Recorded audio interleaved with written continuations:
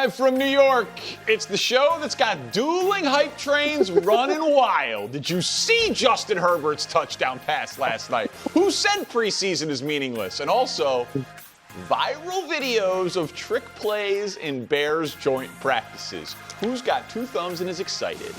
This guy. I'm Danny Parkins alongside Geoff Schwarz, and joining us on remote, we got Greg Jennings. And Greg, we really appreciate you being here. But we're not the only ones who appreciate a Greg Jennings. Yeah, randomly. Now, is it possible that he was also talking about a Gary Jennings and a Greg DeRosier, and he just got his wires crossed?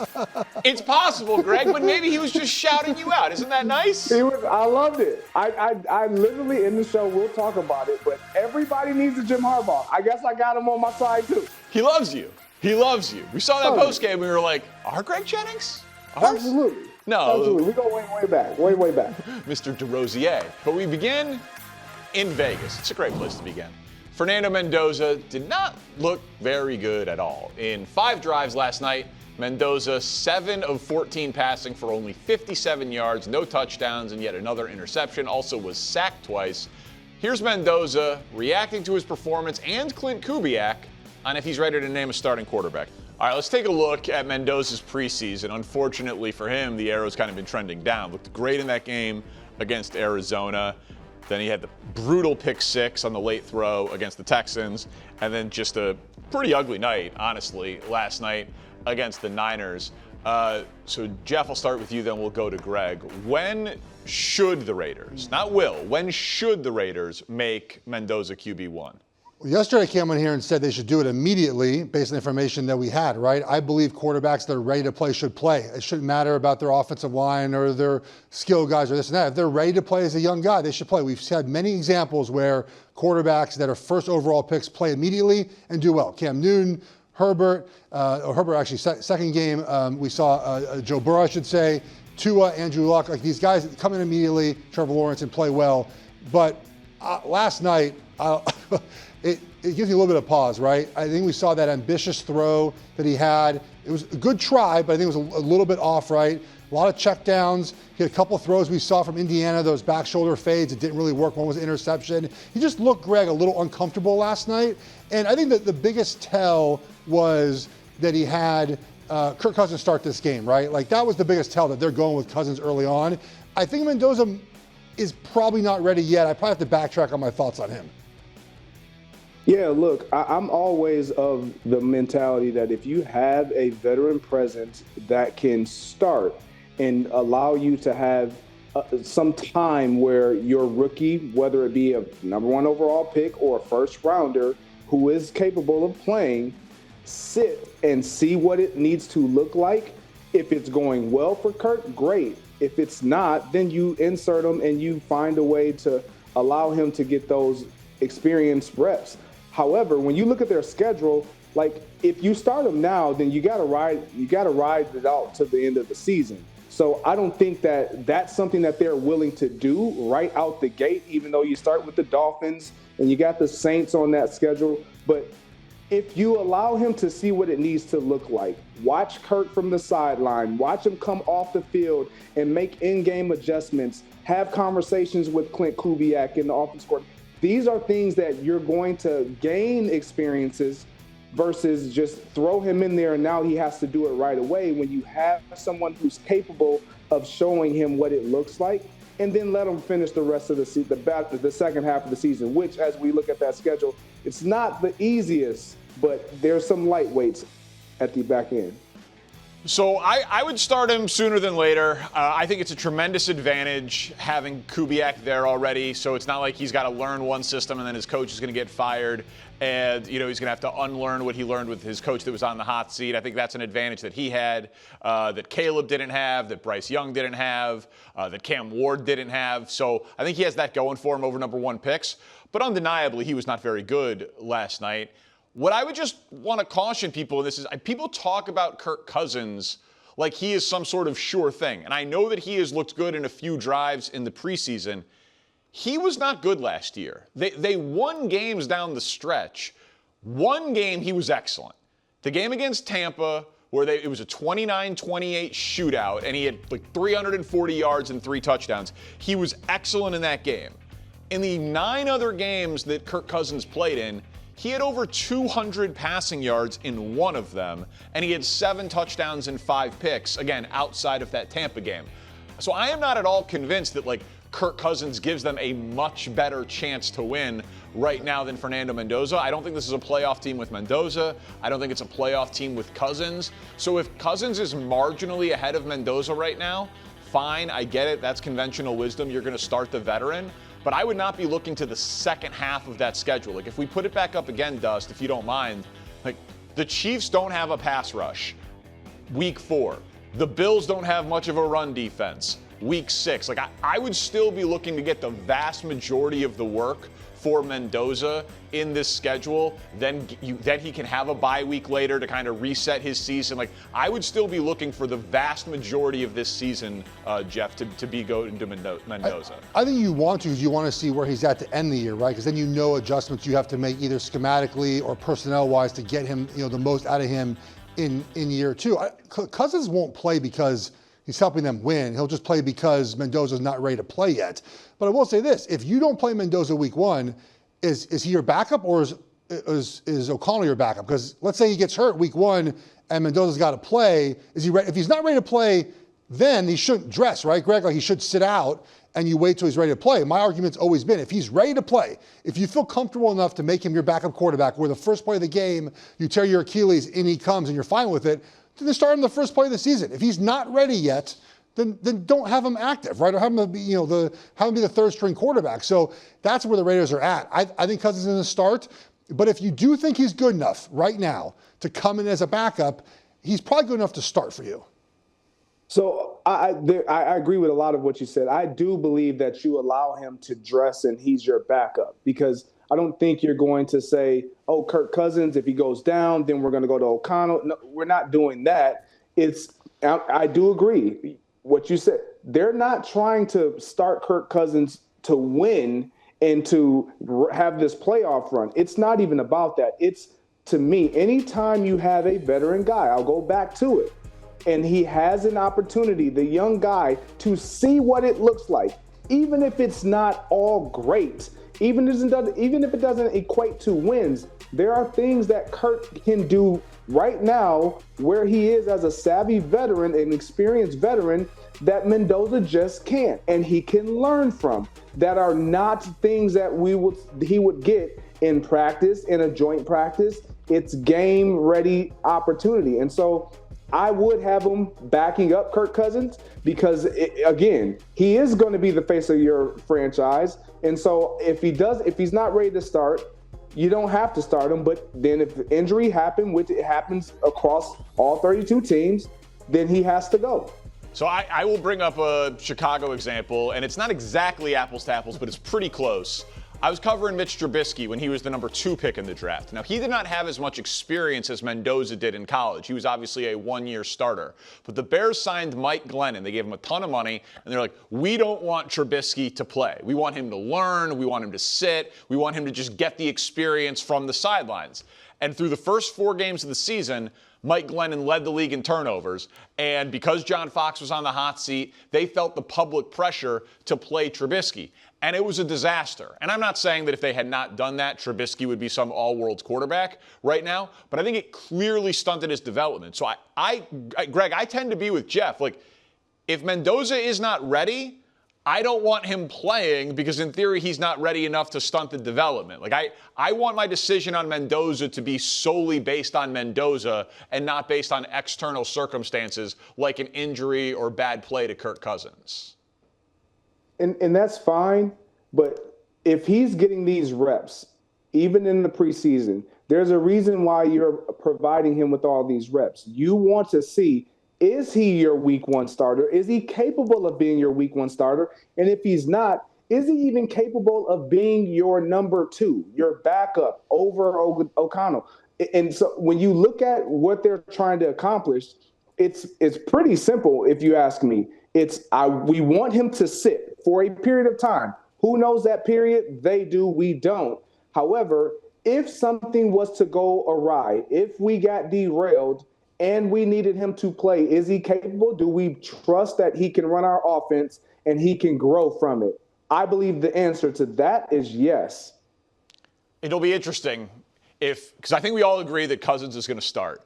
It'll be interesting if Mendoza makes his start because of Cousins' bad play and losses, or because to me, if it's like Mendoza's now ready, but the Raiders are 4-0 or 5-1 or whatever, but Mendoza's ready, I still would play Mendoza. And it just doesn't seem like that's ever how it goes. I would be making the decision on Mendoza based on his timeline, not Kirk Cousins. But let's go out to Los Angeles, where Justin Herbert saw very limited action last night, but he got his money's worth. 65-yard bomb to Quentin Johnston that he called it a night. Now, after the game, Jim Harbaugh was asked about that long touchdown passes, and this is going to shock you guys. He enjoyed it. Double wow. Double wow. It's better than wow. Double wow. Greg, last night a sign of things to come for Justin Herbert?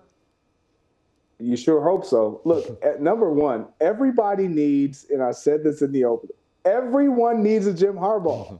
Like a double wow, one play. You script it, and they probably had one possession. We're gonna roll out our starters.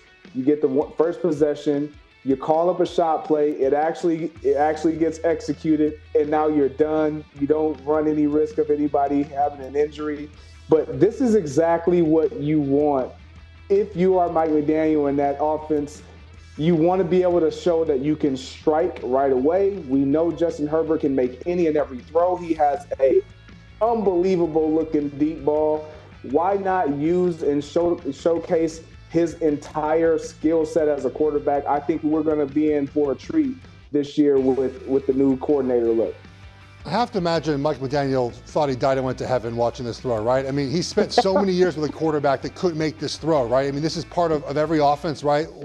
A post and probably a dig somewhere there on the same side, right? Like, he probably had not seen this, Greg, his entire time in Miami. A throw this good, this far, this deep. I know people say, well, it's against the backups.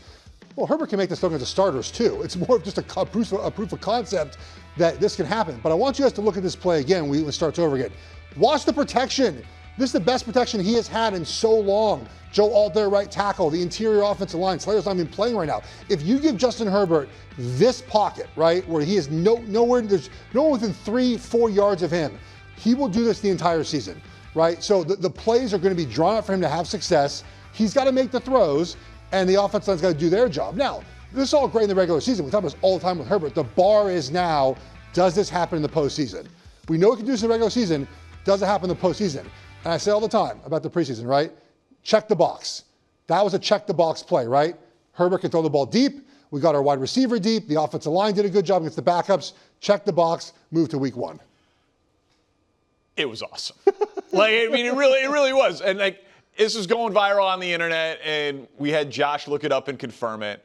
So Mike McDaniel was the head coach and play caller in Miami for 4 years. He was the OC in San Francisco for 1. Obviously not calling the plays because they got a guy by the name of Kyle Shanahan, but 5 years as an OC play caller head coach combination.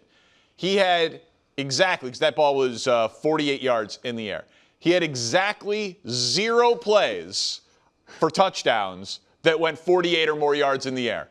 It took Justin Herbert 7 preseason plays. So 5 years happened 0 times for Mike McDaniel. Preseason, once in 7 plays, 5 passes. The idea of this excellent leader in Jim Harbaugh who wants to run the football, and this brilliant play designer, offensive mad genius who wants to run the football, and Mike McDaniel, being paired up with this all-world 99 percentile arm talents quarterback who gives you all 3 levels of the football field for your passing game to play off of your running game, the possibilities do seem limitless for this team. Is it the best group of skill position guys in the NFL? No, but it's good enough. Ladd McConkey is good. Quentin Johnston's a former first-round pick who's been a bit of a disappointment, but is talented. Omari and Hampton looked excellent last year. Arguably the best tackle duo in the NFL when healthy. A revitalized offensive line. This is an offense that has a very high ceiling with that brain trust at coaching staff, and then, of course, that talent at quarterback, Greg. Yeah, you talked about the skill guys, and when we look at this play, we see, obviously, Quentin Johnston being rewarded. but this is what he's going to have to do. This is what they're going to depend on him to do. And this is one of his strengths. If you watched him in college, I know if you watched him through the course of his short career, it hasn't looked great, but what he has shown is he can be a deep threat receiver. And with them having the run game that you talk about, and now you descriptively showed us the offensive line protection. I don't care who they were up against, ones, twos, threes, it doesn't matter. It was a clean pocket. He's going to have these opportunities, and Ladd McConkey coming across and underneath the middle, they're going to have opportunities because of the single high coverage they're going to see from week in and week out because of the threat of running the ball. So I like what this looks like. You talked about proof of concept, Jeff. This is proof of concept, and it's transferable when the season starts. The joy of this offense, and really one of the benefits of it, and this is across the NFL, they run this offense, is like formationally they put you in a great spot to have success running the football, and the payoff is the deep play action pass, right?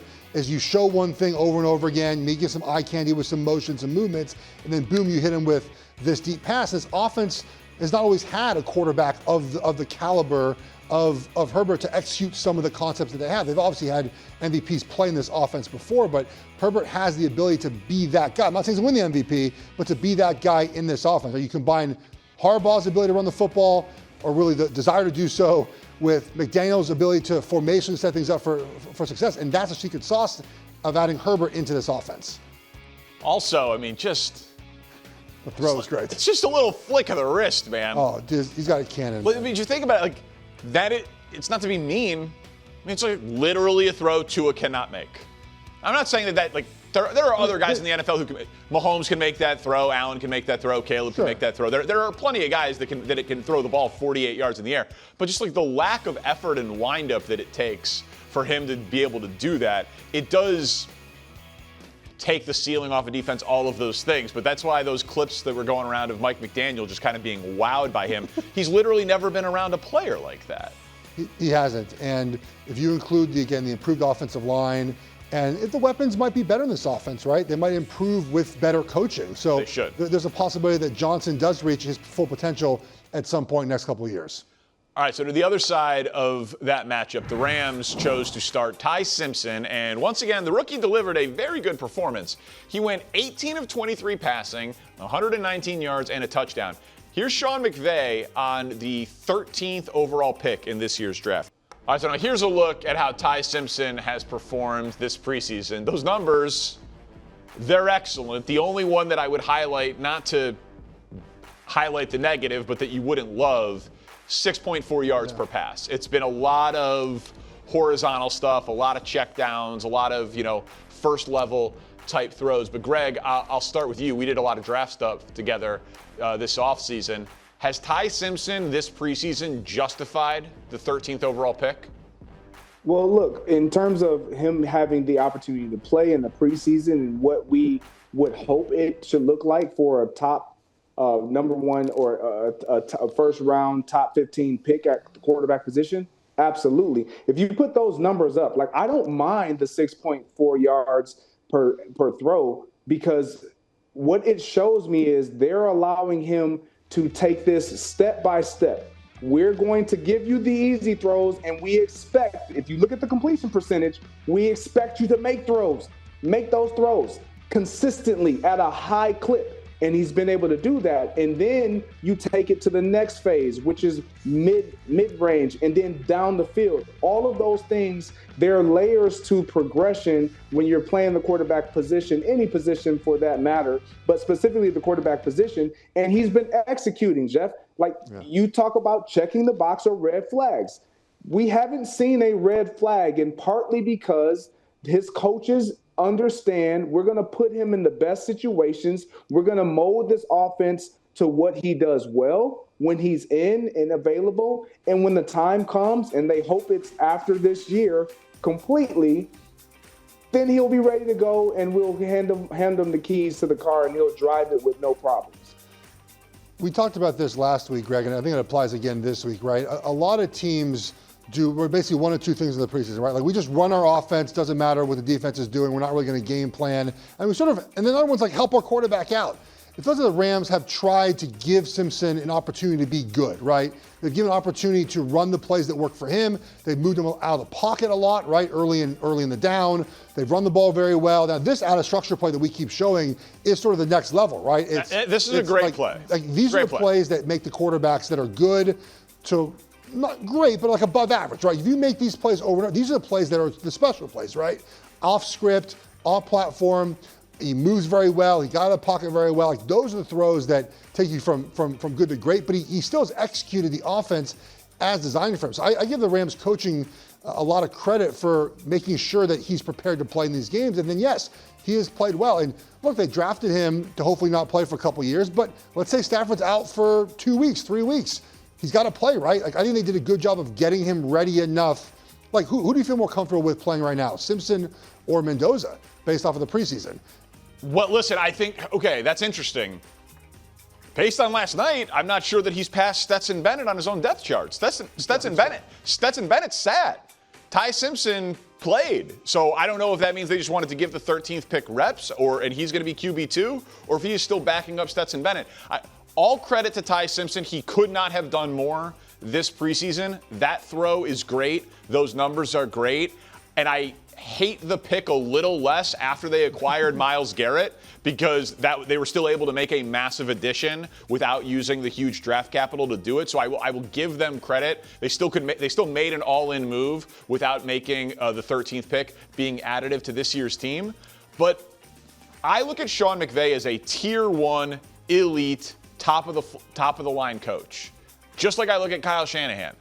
Kyle Shanahan took Brock Purdy, the worst pick in the draft, and made him worth $200 million and had them on the way to a Super Bowl. Like, I don't buy that Sean McVay needed Ty Simpson with the 13th pick in 2 or 3 years to be the heir apparent. Like, if he already has him looking this good in 3 preseason games, I'm thinking he could have done that with some other less than ideal physical attribute type talent quarterbacks. And I would personally rather have another offensive lineman protecting Matt Stafford in an all-in year, or another wide receiver as an insurance policy to Puka Nacua and Devontae Adams in an all-in year, or another defensive tackle if Aaron Donald doesn't come back in an all-in year. I still don't love the process for this, even if Ty Simpson's been very impressive in the preseason.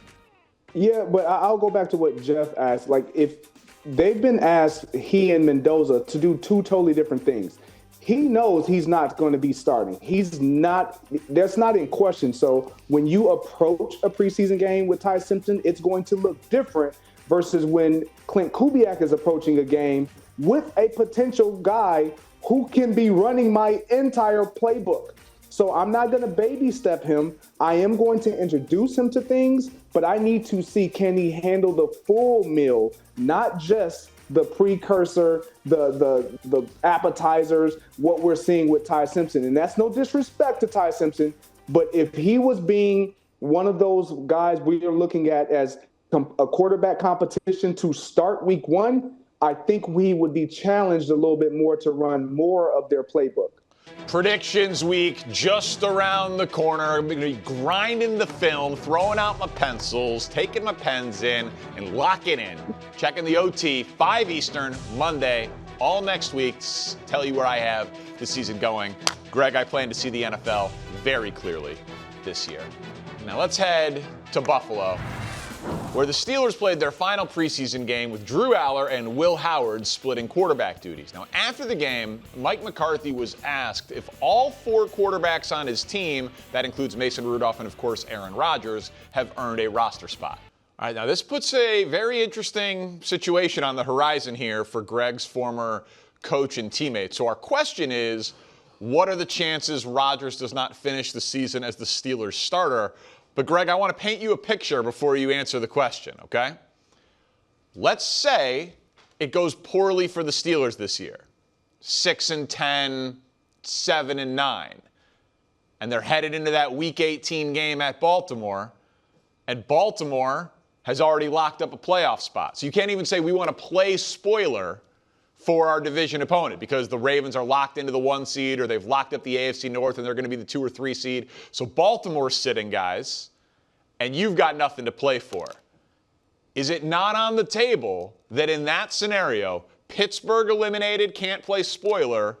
Baltimore locked into a playoff spot, resting guys, that it would be in the best interest of the Steelers to play third-round pick Drew Allard or former fifth-round pick Will Howard over first-ballot Hall of Famer and your old teammate Aaron Rodgers. And that's how he ultimately ends his career, on the sideline watching a rookie. That would be tough. But if they are in that situation, and you've painted the beautiful picture, you got to see what it looks like in real time for one of those young guys moving forward. You just got to, after watching the entire season not go the way that you would have hoped. Now, answering the question that's in front of us, I think Aaron Rodgers finishes the season simply because when you watch how he plays the quarterback position right now, he just simply gets rid of the ball. He's going to check into quick plays that can eliminate the pass rush if he doesn't feel like they have it picked up, or if he's not trusting their O-line protection. So I think he's found ways, and he showed that to us last season, that he can get rid of the ball out of his hands and he can last for 18 weeks of a grueling season without taking a bunch of hits. But if the picture that you painted is on the board and they are trying to sell that to fans, if I'm a Pittsburgh fan, I'm buying it, and I want to see one of these young guys so I can see what our future possibly may look like. The only way he gets benched is if they're out of the playoff hunt, like you said. That's the only way, right? He's not what he used to be, but he's also not even close to bad enough to bench. And he won't be this year. I don't think Rodgers would come back to play football if he thought he was anywhere close to being benched for a young quarterback, and sort of, it's not really embarrassing, but not the way he wanted to end his career, right? Sitting on the sideline week 11 as Drew Allard is taking snaps in front of him, right? And you look at what they've done to improve the offense. He's in a familiar offense now with McCarthy as well. He's going to play well enough to not get benched. He's going to play well enough to help them win some football games. Is he the quarterback he used to be? No, he's not. He's also not. I feel like Rodgers, we either think he's like the best ever, or people think he's really, really terrible right now.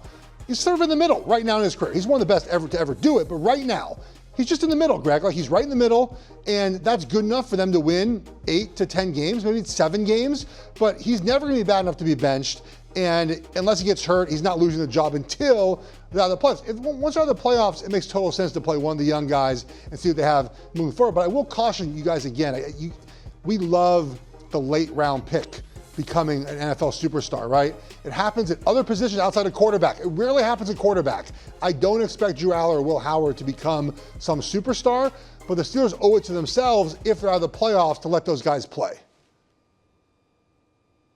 Yeah, look, I'm with you, but I'm not. If I'm Aaron Rodgers and I'm looking at this offense and I'm looking at what they've put around me at the receiver position, all offensive line position, they paid the tight end. Like, defensively, you don't worry about that. You kind of trust that side of the ball to do what they do. It is on you. They're bringing you back because this is an organization, Danny, and you hate this.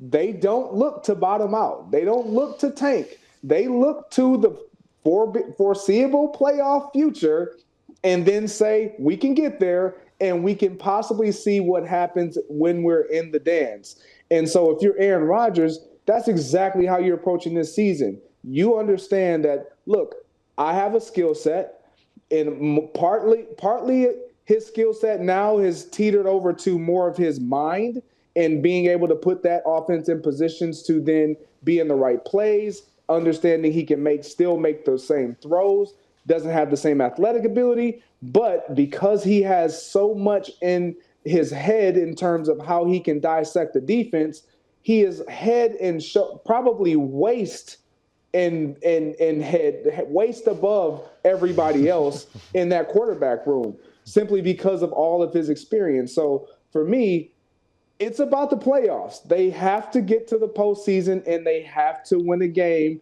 They're not going to tank. They're not going to insert one of these young quarterbacks midway through the season, even if it's not going great. I would just like to quote the great philosopher Tom Cruise in the 80s classic Cocktail: everything ends badly, otherwise it wouldn't end. Like, maybe Aaron Rodgers gets to end the Pittsburgh Steelers playoff drought and win a playoff game and play all 17 games in the regular season, win a playoff game, and ride off into the sunset. Another world is Bengals and Ravens lap them in the division, and they stumble to a losing record in Pittsburgh, and it gets a little awkward in December of, okay, we're out of it. Do we really have it in us to bench one of the 5 greatest quarterbacks in the history of the sport? And oh, by the way, the guy who has to do it is the guy who he played over a decade with in Green Bay, and they won a Super Bowl together. Like, that is a potential ending to this story that I think people haven't really entertained the possibility of here if things go poorly in Pittsburgh. Let's stay in the AFC North, though, and go to Cleveland, where the Browns destroyed the Patriots in the preseason thanks to Dillon Gabriel. Dillon Gabriel was carving them up. 12 of 15, 186 yards, lots of things and dunks, but 3 touchdowns. All right, now there's a lot of numbers on your screen here, so I want to have these sit up for a minute. Let's take a look at all 3 Browns quarterbacks and how they performed in the preseason. Now, I know that preseason stats, grain of salt. Statistically, Dillon Gabriel running away with this non-competition, this competition he was not even invited to.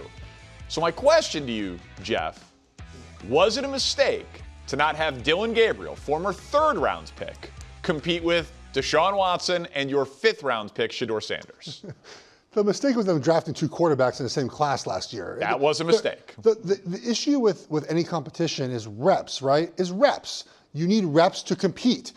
Greg, there's no reps in camp anymore. When are they going to compete with 3 quarterbacks in training camp? You have to pick your guys early in camp to give the reps to. Can you imagine a quarterback competition where there's 6 practices in a week, which is the max that you can have, and 2 and 2 for the ones? You never get anything done. So they picked, we're going to pick Sanders, and we're going to pick Watson to battle this out. Gabriel's a 3rd string guy. Obviously, Todd Monken spoke very highly of him. I think he likes him as an older veteran in that room, even though he's not a veteran, in the NFL, but he's an older quarterback. And we're just going to have him in that room to help Sanders, and I'm sure they're buddies and they get along. But you can't have a competition at that position with 3 different guys. There's not enough time for each one to get an opportunity to show what they can do. Yeah, Geoff, you're absolutely right. Look, what I heard when I was listening to Todd Monken was a head coach that it was out of his hands. It was completely out of his hands, because when you listen to what he said in terms of a coach, just like having a coach, he gets the operation. He understands exactly what we want to do. Like, he ran it. If you're Dillon Gabriel, you are prideful. You have a level of pride about you because of what you were able to accomplish, not only in college, but even when you're in practice, you're watching your peers and you're watching the quarterback competition unfold, and you're just understanding exactly what you said, Geoff. I'm not even getting an opportunity, and the opportunities that I do get, they're so minimal because the reps aren't even there on the table for me. And so therefore, he's just the odd man out. And he showed last night that, you know what? I should have been. I'm better than these 2. And everybody's going to know it after I get done playing. That's how you go out and you say it with your play, not with your words. And I am not here saying or banging the table that Dillon Gabriel is going to be a great NFL quarterback. I have just been banging the table that there was no reason to believe necessarily that Shedeur Sanders was better than him based on where they were drafted. And in a true meritocracy, without a lot of the noise and the nonsense, he probably should have been involved in this thing a little bit more. And now I think there's a real chance he's traded. Not for a lot, but like conditional 6th round pick, conditional 7th round pick. Like, how do you keep him if you're Cleveland? He just embarrassed Shedeur based on how he performed in the preseason. You're going to start Deshaun Watson. You're going to make this kid be your 3rd stringer when you're about to draft a quarterback in the 1st round next year. You draft him with a 3rd round pick. It was nonsensical at the time. Cut your losses, sunk cost fallacy. Try to get a 6th round pick back for someone else who likes him. Eat the 3 rounds of draft capital and move on. My idea behind playing him all those reps was a showcase for someone else in the NFL, right? That's what this week can be. Exactly. It can be the other way, by the way, too. When I was young, obviously it's different now. In the 4th game, I was told as a rookie, you're not playing because we want to hide you to go on practice squad, right? They have to release you to put you back on practice squad. So it goes both ways, right? Where you try to highlight players at the end of the preseason to get them reps, to maybe get teams excited to trade for that type of guy, or it goes the other direction as well. So, if you're a team that needs a backup that you can trust, maybe Gabriel's that guy for just a small fee of a 7th round pick. Yeah, look, I like exactly where you guys are going. You hit it right there on nail on the head, Geoff, when you talk about getting guys opportunities to showcase themselves. In that third preseason game, these are guys that either aren't going to make your roster, or you're telling them when you're in those meetings with them, look, go out and make another team's roster. Yep. Go out and make a name for yourself. Go put some great play on film so that somebody can come ringing the phone and saying, we want you on our roster, wherever that may be. And he did that last night. And again, it was a lot of short, intermediate stuff. It was a lot of rollouts and checkdowns. But there's no reason for that guy to be a Cleveland Brown once this season starts, backing up Shedeur Sanders, who's backing up Deshaun Watson. Thanks for watching. Subscribe here to get more from the show and to check out clips from other shows on FS1.